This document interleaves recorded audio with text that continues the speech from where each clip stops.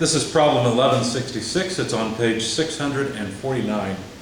It says, consider a two-stage cascade refrigeration cycle with a flash chamber as shown in the figure with R134A as the working fluid. Now the figure is on the next page. It's on page 650, so you have to turn the page to see it. The evaporator temperature is negative 10 degrees Celsius and the condenser pressure is 1600 kilopascals.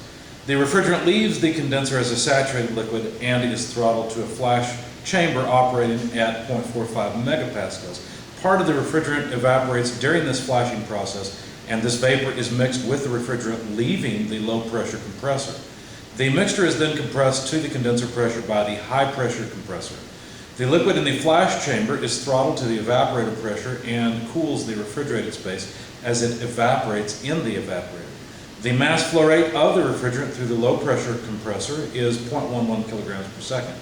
Assuming the refrigerant leaves the evaporator as a saturated vapor and the isentropic efficiency is 86% for both compressors, determine A, the mass flow rate of the refrigerant through the high pressure compressor, B, the rate of refrigeration supplied by the system, and C, the coefficient of performance of this refrigerator. Also determine D, the rate of refrigeration and the coefficient of performance if this refrigerator operated on a single stage vapor compression cycle between the same evaporating temperature and condenser pressure with the same compressor efficiency and the same flow rate as calculated in part A. So I'll ask you to refer to the figure as we go through it, and of course I'll have to refer to it as well. This is a fairly in-depth problem for this level, I think. But let's go through it. And what I'd like to do is note how many states there are. Two compressors, the flash chamber. We've got looks like a total of 9 states that are labeled here. Now, of course, since we have some non-isentropic behavior, we could call some states a 2 actual, for example. Well, maybe not 2, but yeah, 2 actual and 4 actual, or 2 isentropic and 4 isentropic. We could do that. It's a fairly long list as it is, so I think what I'll do is just make a table. See, this is problem 66. I'll make a table with only the 9 state numbers, because it's going to take up the whole board as it is without a whole lot of space left for the table. So having 2 more states I think would be a little too much. And I need to know several things in these states. Some things are given, like the temperature. I think there were some temperatures given. I'm going to put the units above to save space in my table, so I've got room over here for solving the problem. Pressure is always important, so that will be measured in kilopascals. They may have given us something in megapascals. I can convert that, no problem. Enthalpy, though, is the really important one in kilojoules per kilogram, since we're in the metric system. I'm going to give it a little more space there, a little more width in that column. The entropy might be useful. Of course, that would be kilojoules per kilogram per Kelvin. So let's reserve a column there. And then quality is the last column that I will include in this table. Let's put some lines in here and try to keep things as organized as possible. Of course, it's probably better to do this on Excel. So as you're working the problem, you may want to just open up Excel and put everything there. It'll keep everything straighter. Now, several things were given. Number one, we're dealing with a refrigerant, R134A. Of course, the reason is because that's the tables that are included with our text. The mass flow rate they gave us, m dot, was 0.11 kilograms per second. But it's important to realize that that mass flow rate does not occur throughout the entire system. Obviously, that mass flow rate will go through, let's see, it'll certainly go through the condenser at the top, but the flow through the evaporator is not quite as large as the flow through the condenser, because some of it goes off in the flash chamber and then goes right back into the high pressure compressor. So this must be the mass flow rate through the condenser, and I believe they mentioned that in the text. We'll look for it again in a second. But the isentropic efficiency of both compressors, C1, C2, however you want to label it, was given as 86%. So I'm just going to note that that's the isentropic efficiency and not worry too much about the the subscript on the efficiency. Now notice that the flow rate, let's see, and I may have gotten that backwards. They gave us the flow rate through, you know what, I did get that backwards, because they said that 0.11 kilogram per second flow rate is through the low pressure compressor. So I'm wrong. That is not the full flow rate through the condenser. The flow rate through the condenser would be higher. This is the mass flow rate through state 1, which is entering the low pressure compressor. So that means it's also equal to the, just so that we can make a note here, it must then also be the mass flow rate through state 7, and state 7 is before the expansion valve, after the flash chamber, and state 8, and really state 2 as well. So state 7, 8, 1, and 2 would have all the same flow rate. M dot 8 equals M dot 2. So we've got some information here. They also told us several things in the text that I was just reading through. I didn't really think about where they went. But let's just go back through the statement one at a time and find all the numbers they gave us and put them in their correct place. It says the evaporator temperature is negative 10 degrees. Well, if you look over at the figure, the evaporator is state 8 and state 1. So which one are they talking about? Well, they're talking about both. And the reason, of course, is because that's an evaporator. There is refrigerant that is in equilibrium, that's in the vapor and liquid phase. So it's an open pipe, essentially. It's a heat exchanger, and so we neglect the pressure drop across it, and therefore the temperature is assumed to be the same coming in and leaving. You might wonder, well, how do you put heat into it if the temperature stays the same throughout? Well, it's simple. The phase changes. It boils off, right? It goes from a liquid to a vapor. So that's why it's called the evaporator in the first place. All right, what else did they give us? The condenser pressure, which is at the top, is 1600 kilopascals. So what state numbers are those? Well, let's see. State 4 and 5 would have that pressure because 4 and 5 is on either side of the condenser. So let's see, 4 and 5 need to have a pressure of 1600 kilopascals noted for them. What else? It leaves the condenser as a saturated liquid. So if it leaves as a saturated liquid, then leaving the condenser is state 5. So let's put a note on state 5. It's a saturated liquid, so it has a quality of 0. Okay, what else? It's throttled to a flash chamber operating at 0.45 megapascals. In other words, 450 kilopascals. Now the flash chamber, let's see, that's state 6, 7, and 3. So it looks like state 6, 7, 3, 9, and 2 would all have the same pressure of 450 kilopascals because those are all just essentially open pipes connecting them. So let's see, 6, 7, 2, 3, 9. So 2, 3, 6, 7, and 9 all have a 450 kilopascal pressure. So the only unknown states at this point for pressure are state 8 and let's see, state 1. So let's continue reading through the problem and extracting information that's given. Part is flashed, mixture then compressed, liquid in the flash chamber throttled, cools, let's see, mass flow rate. Okay, so they didn't give us any other information directly. We have to figure the rest out. So let's see what we can do. The state number 1 is the exit of the evaporator. Now, one of the things that you would assume is that the evaporator only generates saturated vapor. So we would assume that the output from the evaporator is a 100% quality refrigerant. Now, state 3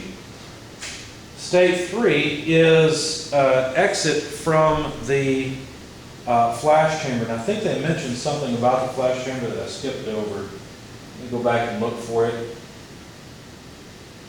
liquid in the flash chamber is throttled to the evaporator pressure and cools the refrigerated space as it vaporizes in the evaporator.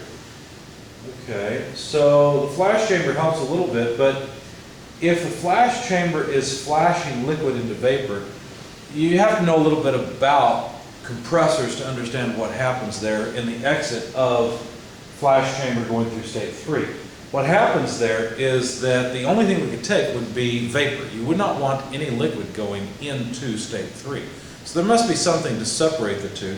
And so since in the flash chamber we have equilibrium between vapor and liquid, then state 3 must be a saturated vapor coming out. So I'm going to put a 1 there for quality, say it's 100% quality.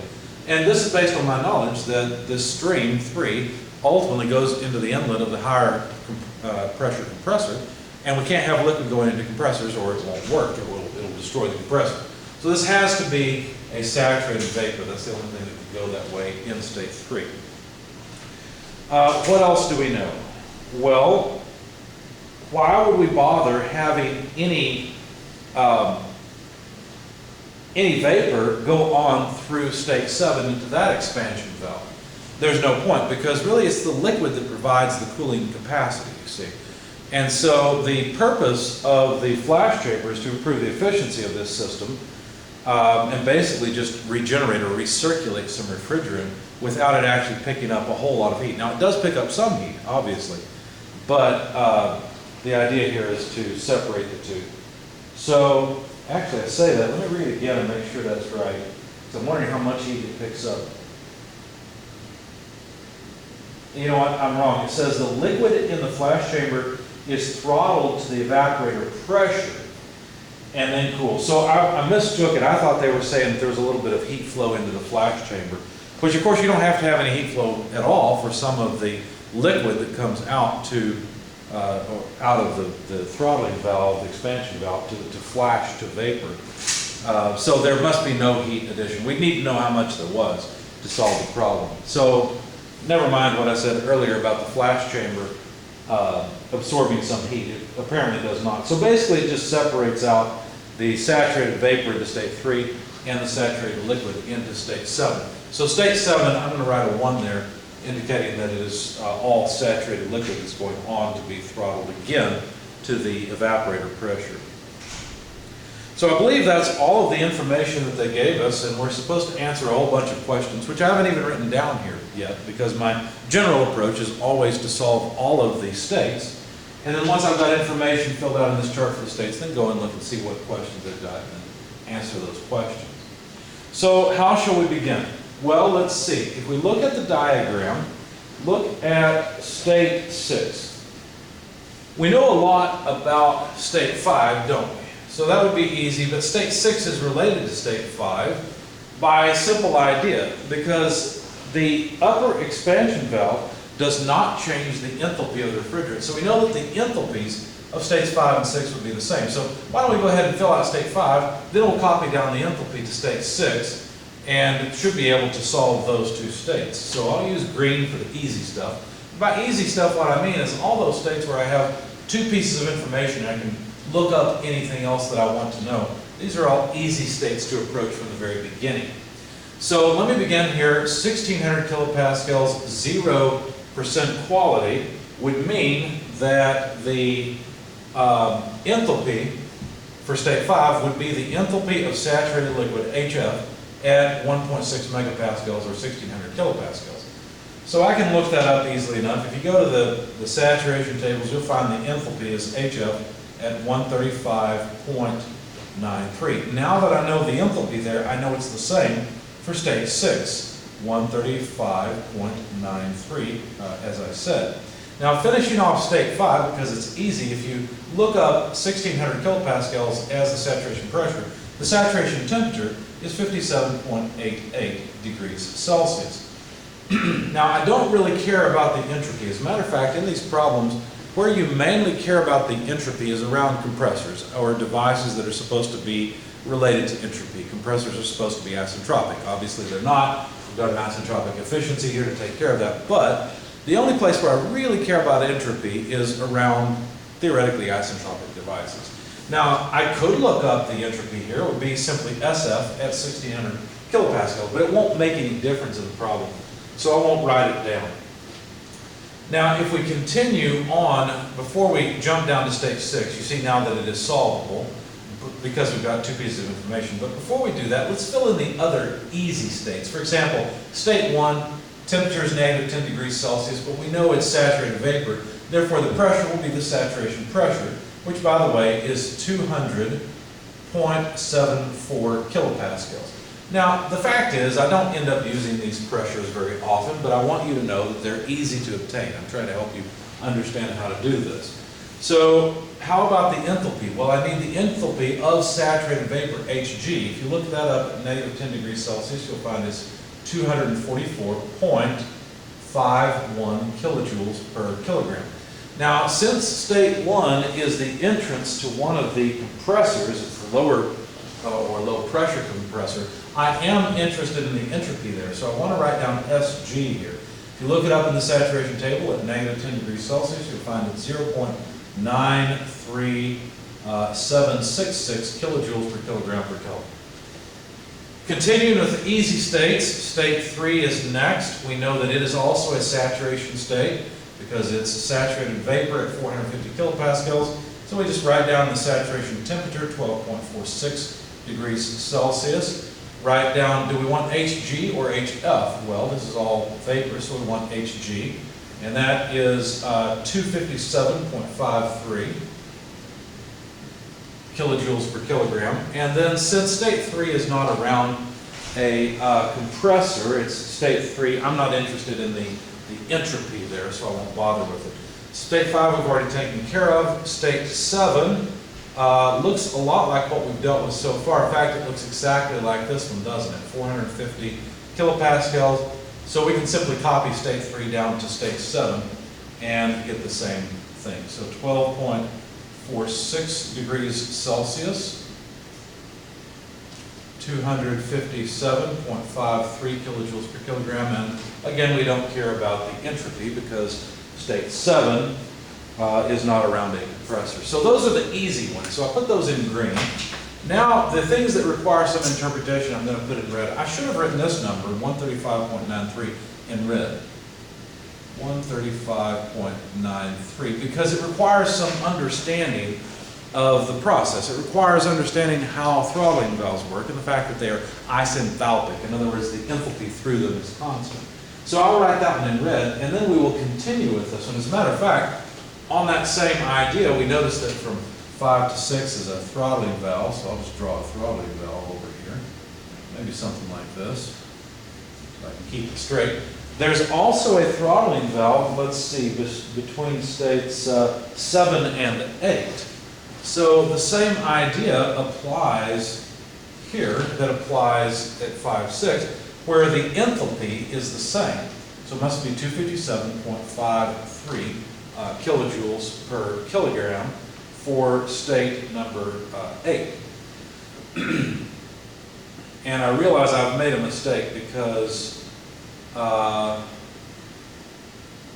made a mistake. I said that the quality in state 7 would be all vapor, and that is incorrect. State 7 is all liquid, and I think I said the right thing and wrote the wrong thing, so pardon me. This should be a 0, which means that I should have looked up, instead of G here, I should have looked up HF. So the number I wrote down here is wrong. Now the temperature is okay because it's still saturation, but the number for the enthalpy is wrong. I should have written down 68.81 kilojoules per kilogram, and that means that my copied enthalpy here is wrong as well. So sorry, I think I said the right thing here and wrote down the wrong thing. Okay, so that's better. Well, we should be able to finish off state 6 and state 8 without too much trouble. Are any of those around compressors? Let's see, 6 and 8. No, neither one is close to a compressor. And so we should be able to, neglect the entropy. We don't care about that. In fact, That's fine. But what about the pressure? Well, the pressure would just be, well, we'd have to look it up, right? Because state 8,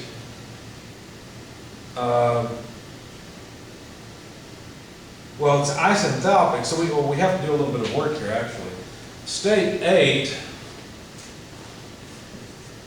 what do we know about it? Well, we know that the temperature is negative 10 degrees Celsius. We know the enthalpy is 68.81 kilojoules per kilogram. So, we'd like to find out other things. For example, we'd like to know if this is saturated or not. So what you have to do is go to the saturation tables for R134A and look up negative 10 degrees Celsius. When you do that, see if this number is between HF and HG. And as a matter of fact, it is. And once you see that, you should realize that you will have to calculate the quality. Let me check myself on that. Yeah, why don't we just go to the book and do it? So let's see. Working on state 8. I think I wrote my notes wrong. Yeah, I think I've got the wrong subscript here in one of my notes. So I'll have to change that and rescan. But let's go to the saturation tables in the back of the book. Look for R134A. I'll read off some numbers so you can tell where I'm at. So for R134A, I'm working on state 8. I need negative 10 degrees Celsius. That's on page 926. So if I look at 926, there's the pressure that I was looking for, except that what I care about is enthalpy. Now the enthalpy, HF, is 38.55, HG is 244.51. So since 68.81 is between those two numbers, I know that I've got a saturated mixture. In other words, there's no refrigerant that has this exact enthalpy. It's a mixture of refrigerant that has the higher enthalpy, 244, whatever it was, and the lower enthalpy of whatever it was, I think 35 or so, something like that. So it's a mixture of the two. So that means that I should be able to calculate the quality for state 8 as H8 minus HF over HFG, which is the difference between HF and HG. So if we go through the calculations, it's 68.81 kilojoules per kilogram, less HF, which wasn't 35, I'm sorry, according to my notes, it must have been 38.55. And then HFG, the difference between HF and HG, is 205.96. Now that, when you plug it into your calculator, that gives you the quality in state 8. So I'm just going to write it down here rather than writing it over on the board. It comes out to 0.146, 9, and let's leave it at that. There's two twos after it. But since I know that it's in the saturation region, then the pressure must be the saturation pressure, which is 200.74 kilojoules per kilogram. So now I have solved state 8 as well. Let's see, we could do the same thing for state 6. Let's see, I don't know if I did it here or not. May not have had to, but I'm going to do it anyway for the sake of the report. Yes, here it is. So for state 6, it'll operate the same way. I've already dealt with one throttling valve. Why not just go and deal with the other one as well? So for state 6, what do I know? Well, I know that the pressure is 450 kilopascals. I know that the enthalpy, H, is 135.93 kilojoules per kilogram. And that's enough information to find out about state 6. As a matter of fact, most of the time what comes out of the throttling valve is a saturated mixture, so I expect to have to calculate the quality in state 6. In fact, if you look at this enthalpy, you'll find that it is in fact between HF and HG, and you do have to calculate quality. So we do it the same way we did before. Let me make it clear here. I'll use H6, which is what we got here. P6, this is H8, T8. Anyway, H6 minus HF over HFG. Now remember, HF and HFG depend on what saturated state you're in, right? The saturated state of 8 is different than the saturated state of 6 because look, the pressure is different, right? Now we've got 450 kilopascals, before we had 200.74. So, or in other words, a temperature of negative 10 degrees Celsius. So plugging in the numbers, we've got 135.93, that's the enthalpy in state 6. If we subtract HF from that, HF for state 6 is 68.81 kilojoules per kilogram, not 38.55. And HFG is 188.71 kilojoules per kilogram. Again, I won't put the number there. I'll put the number in my table for the quality. And that number is 0.355, and it rounds to 7. So it's actually 5, 5, 6, 7, 8. I don't know why I chose so many different, to write so many decimal places. Anyway, so the saturation temperature would be the temperature in state 6, since we know we're at saturation, and that is 12.46 degrees Celsius. So now we've finished off, let's see, 1, 2, 3, 4, 5, 6 of the states. We've got 3 to go.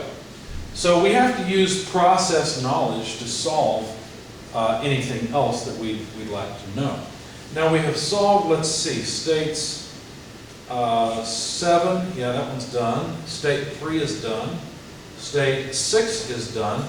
And why did I point those out? Well, you might notice that those states are states that are around the flash chamber. Let me get to the figure so I can make sure I'm right about that. Here we are. So yes, states 6, 7, and 3 are all around the flash chamber. And notice that they are solved. So you might wonder, well, what else can you gain from this since you already know the enthalpies in all of those states? Well, remember, I've only got one mass flow rate. I'd like to know the mass flow rate everywhere in the system. So maybe I could solve for the mass flow rate. Let's find out. Let me draw the flash chamber here. So there's the flash chamber. We have a stream coming in at, what was that stream number? Stream number 6. 7 leaves down to continue expansion, and then 3 goes off for essentially regeneration. Well, what if I were to write an energy balance around this system? Well, what could I find out? Well, let's see. We have the mass flow rate in 6 multiplied by the enthalpy in state 6. Let's see. In fact, it wouldn't be plus. That would be the only incoming stream. That would equal the energy that flows out in states 3 and 7, so the mass flow rate of 3, enthalpy in state 3, plus mass flow rate of 7, enthalpy in state 7. Now you notice that I know the mass flow rate in state 7, and I know the enthalpies in the various states, and so I have a relationship now between the mass flow rate in state 3 and the mass flow rate in state 6. But there is another equation that I can write here, because if you think about it, you'll realize that whatever mass flows in here has to flow out in state 3 and 7, because mass is conserved. This is a statement of energy conservation, but this is a statement of mass conservation, you see. The mass flow rate in state 6 equals the mass flow rate in state 3 plus the mass flow rate in state 7. So you notice that I have the same 2 unknowns in this equation that I have in the other 2, and so this will allow me to solve for all of the mass flow rates, right? Because once I know these, the rest of the mass flow rates are easy. As a matter of fact, what I'll do is I'll just make a note somewhere on my table about what the various mass flow rates are through the states. Anyway, so solving the algebra, let's see. I don't think I put all of the details in my notes, so I'll just do it here at the board. If we take this equation and divide through by the mass flow rate in state 6, then what do we have? Well, on the left-hand side, we'll have 1, so let me write a 1 over here and get rid of this. And why would I do that? Well, let's see. The thing is that there's something to be noted here. The quality in state 6 is really equal to the mass flow rate ratio m dot 3 over m dot 6, and that may be a little bit difficult to see at first. So what I'm trying to say is that this unknown that we have is actually the quality in state 6, which we already know. Now, if you stop and think about it, you'll realize that must be true, because what comes into state 6 is a saturated mixture of vapor and liquid. All the flash chamber really does is allow the vapor to go one way and the liquid to go the other. So the quality that state 6 has is equal to the ratio of the mass flow rate really from 3 to 6. Now that's a little confusing at first, but remember, it's always based on the percentage that's in the vapor phase over the whole mass. So one way to look at this is if we had a saturated vapor-liquid mixture packet come in here. So we got vapor in this, liquid in here. This part goes this way, and the vapor goes this way, you see. And so, excuse me, so the flow rate, this little part here that goes this way, over the entire flow rate, which is coming in here, is simply the quality, because that's exactly what we used before. So we can use this to solve for the mass flow rate in state 6. I could have just put these together and said it's two equations, two unknowns, we solve for it, but then you might not have seen this interesting phenomenon or relationship here. Okay? So we can solve for the ratio, we can solve for the mass flow rate in state 6. That's not too bad, because let's see, we have, I guess the easiest way is to say, let's do this a line at a time. 1 minus x6 should be m dot 7 over m dot 6, right? So let's see, make sure I did that right. This is x6 subtract off, yeah, that's right. And so the mass flow rate in state 6, just reverse things, would be the mass flow rate in state 7 over 1 minus x6. Now the mass flow rate in state 7 we already know, so we can just plug in numbers here and solve for the mass flow rate in state 6 directly. So 0.11 kilograms per second, mass flow rate in state 7, divided by 1 minus the quality in state 6, 0.3557, gives me the mass flow rate in state 6. Now I used all the decimal places. Remember, I rounded off there a little bit. It doesn't matter. I got about 0.1707 kilograms per second. Okay? And you can verify this by going through and plugging into the energy balance to make sure this works, but it does. So that gives me the mass flow rate. And by the way, this is really inherent in this equation, in this idea right here, because whatever energy that the vapor has goes this way versus the total energy that came in. But you can run through these numbers as well and see that this does solve it. So now I've got the rest of the mass flow rates, because the mass flow rate through state 6 gives me the total mass flow rate. And if I want to know how much goes through state 3, I just take the difference between the mass flow rate in state 6 and 7, right? So that gives me all the mass flow rates if I want them. In fact, I'm looking for where I used the other ones, if at all. I don't know the number right off, and I don't have a calculator handy. In any case, we can get it if we need it. Let's just make a note that the mass flow rate in state 6 is 0.1707 kilograms per second. And I'll write down the other states that that matches, because that's the total mass flow rate. So that must be mass flow rate in state, let's see, 9, mass flow rate in state 4, mass flow rate in state 5, and I think that's it. Okay. If I need the mass flow rate in state 3, I'll get that later. That's the only other one that I don't know, but let's just make a note so if I need it, I can get it later. The mass flow rate in state 3, I should be able to solve for that from my original equation.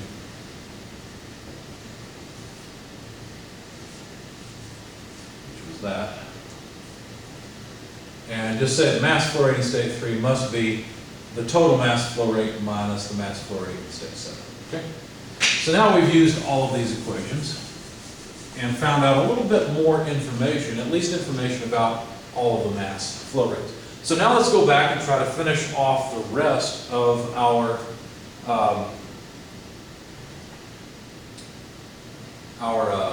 table. So let's see, let's start with state 2, for example. Now you'll notice that the states that we have left are kind of interesting. State 2 is the exit of a compressor, state 4 is the exit of a compressor, but state 9 is the exit of a mixing chamber. Anytime you have a mixing chamber, a flash chamber, anything like that, you will have to write an energy balance around it. And so there will be another energy balance for state 9, but I've got to do that before I can calculate state 4. Let me just calculate state 2 because it's fairly straightforward. And what I'm going to do is start with state 2s. In other words, I'm going to start with the ideal isentropic state. And the idea here would be that the entropy in state 2s equals the entropy in state 1, because we're just moving across an isentropic compressor, which of course is not actually isentropic, so we'll have to modify our results here in just a second. But we did get the entropy in state 1, and it's over here in the table. I won't bother writing it again. And we know that the pressure in state 2 is 450 kilopascals. So we should be able to use these pieces of information to solve for the theoretical state 2s. So what would we do? Well, we'd take 450 kilopascals and this entropy and go see what it looks like, right? We'd go to the saturation tables and just see where we're at. So let's do that. Let's go to the saturation tables. Let's see, page. Superheated water, saturated refrigerant R134A, and look up 450 kilopascals. So I'll go to page 928. 450 kilopascals, if I look up an entropy of 0.93, I see it's more than SG, 0.92. So what I have to do is go over to the superheated tables in order to find the enthalpy. Now, the enthalpy I found using EASE, the engineering equation solver, but you can also interpolate it in the text. And I got 261.1 kilojoules per kilogram. You can download the F-chart software EASE for free and use the demo version to find this if you wish. It was just the easiest way to do it for me. Now, I don't want H2S, I want the actual enthalpy. And the way to find that is to realize that the isentropic efficiency, the isentropic compression efficiency, is the work that should be required over the work that's actually required. In other words, this is H2S minus H1 over H2A minus H1. Now I know H1 and I know H2S and I know the isentropic efficiency, so I can solve for H2A. The algebra is pretty straightforward. I'll do it once. It comes out this way. H2A equals, basically the way I do it is I just, oh wait, it's a check mark. The way I do this is I just switch them around, right? So H2S minus H1 over the isentropic efficiency plus H1 should be the equation. I'm not going to plug in all the numbers. I will note that this is the 86% number. Of course, that 86% number applies to the other compressor as well.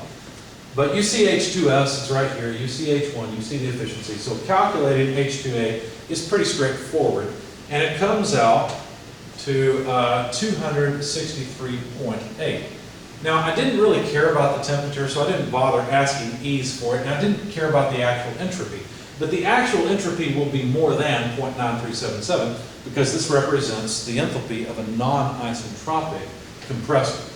So I'm going to use, and of course the quality is not defined there because it's superheated. Now I can't go and solve state 4 as I did because state 4 will depend on state 9 in the way that state 2 depended on state 1. The ideal will be the same, but I've got to pause on it for just a second, and I've got to deal with the mixing chamber. So let me draw it and explain what I'm going to do there for state 9. So state 9 is the exiting state of the mixing chamber. We've got state 3 coming in, and we've got another state coming in, which is, that should be what we just dealt with, right? State 2. So state 2 comes in here as well. So I'm just going to write down the energy balance, m dot 2 coming in, H2 plus m dot 3, H3, that comes in, equals m dot 9, H9. Okay, so solving for H9, which is what I want to know, it would be m dot 2 over the mass flow rate through the entire, let's see, actually not through the entire system. It would be, I'm dividing by what? M dot 9, but M dot 9 and M dot 6 are the same. So I'm just going to write this as M dot, well, I guess I'll leave it as 9. That'd be fine. Let's see, so make sure we get this right, times H2 plus M dot 3 over M dot 9 times H3. Now we know all of these numbers, so I'm not going to bother writing them out. We know the mass flow rate through state 2. We don't know the mass flow rate through state 3. We need that. Let's see.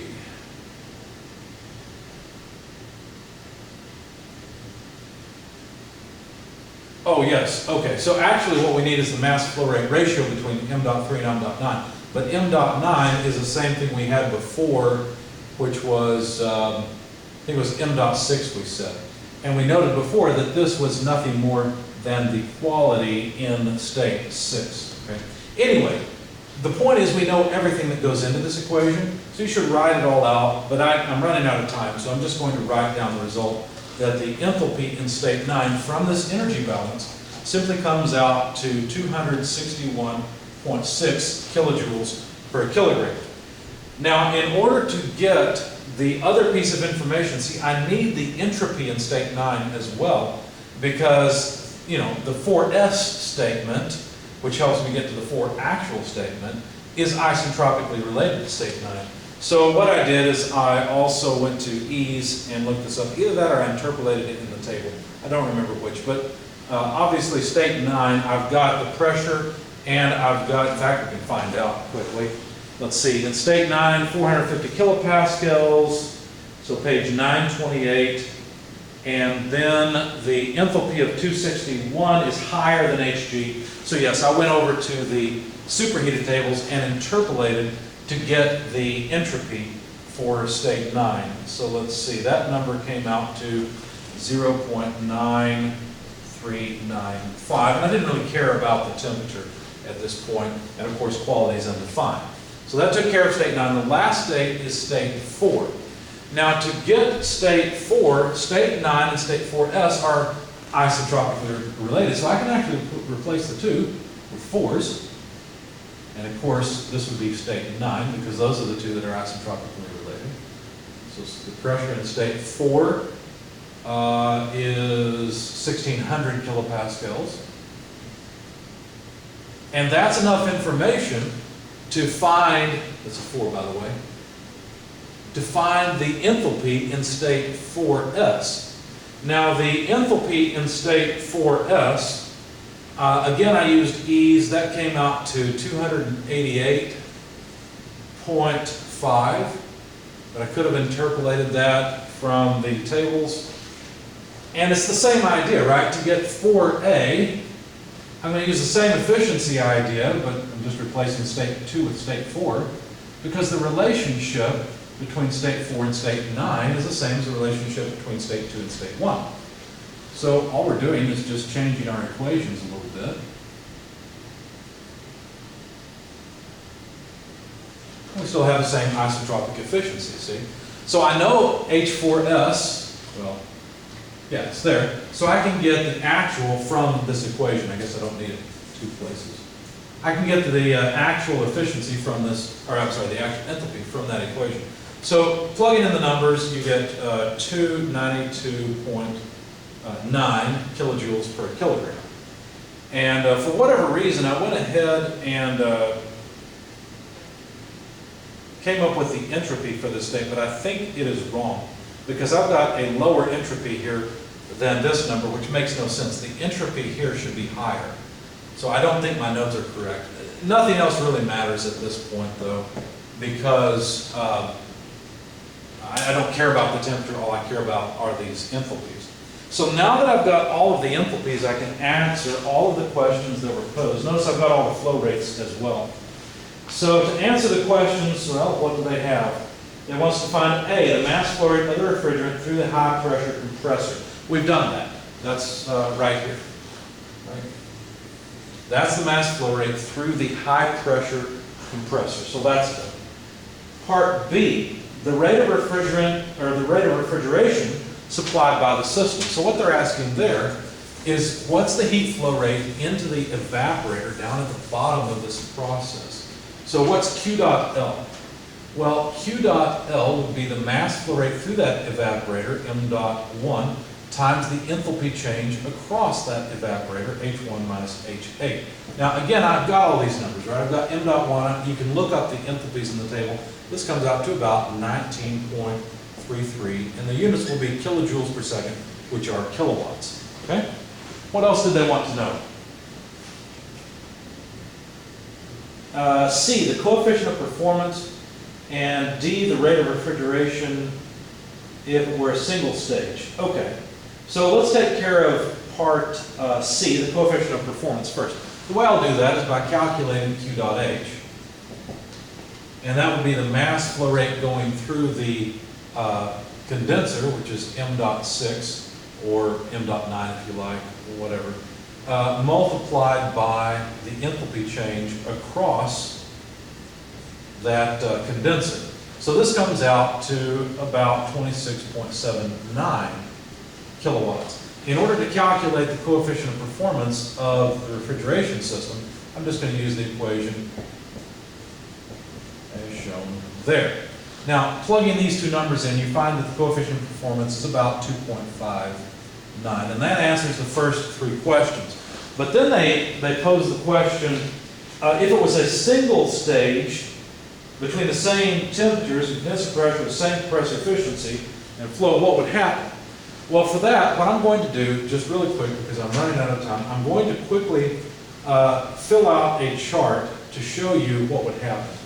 So there would be only a state 1, 4, 5, and 8 by analogy to what we've got here. Okay, that's all the states we have. And that would represent the simple vapor compression refrigeration cycle. Now, the states that I've got, or the information I care about, is temperature in degrees Celsius, pressure, enthalpy, entropy, and quality. And I'm just going to fill this table out quickly because I am short on time. And essentially what I got was negative 10 degrees Celsius for the temperature in states 1 and 8. I didn't care about the temperature in states 4 and 5, which are around the condenser. The pressure was 200.74 and 1600. Now the 1600 I'm using from before, and there we are, there's all the pressures. Enthalpy, same units as before, all these are the same units as before. I had 244.51, I had 295, I had 133.93, and 135.93, I'm sorry, they're both 135.93. Then I had an entropy of 0.93766, and again, I think my entropy is wrong, so I'm not going to write it here. So I just copied it from the previous page. And then I had a quality of 1 in state 1, because state 1 is the exit of the evaporator. And I had a quality of 0 for state 5. The others don't really matter because, of course, state 5 is the exit of the condenser. So I went through a lot of the same sort of thing, came up with these numbers. The important part is I've got all these enthalpies, and then I can calculate a new QL and QH. And I've done it this way because I want to contrast the two. In fact, let me switch to another color so the contrast is more obvious. So what I would get for Q dot L in the case of the simple single compressor device, without the regeneration essentially, is 18.53 kilowatts of cooling. And I would get 27.15 kilowatts of heat rejected to the high temperature sink. That yields a coefficient of performance, and I wish I didn't have to erase it before, of 2.149. But notice that that is lower than the coefficient of performance from the two-stage system of 2.59. So we've reduced the coefficient of performance significantly just because we don't have the dual stage compressors. So hopefully this gives you some insight into why not cascade, the benefit of the two compressor system with the flash chamber and the mixing chamber. And the reason for it, of course, is to get a boost in efficiency. So it's kind of like the steam turbines that we've studied, where you bleed steam off the turbine, use it in a regenerator in order to increase the efficiency of the process. It's very similar in that regard.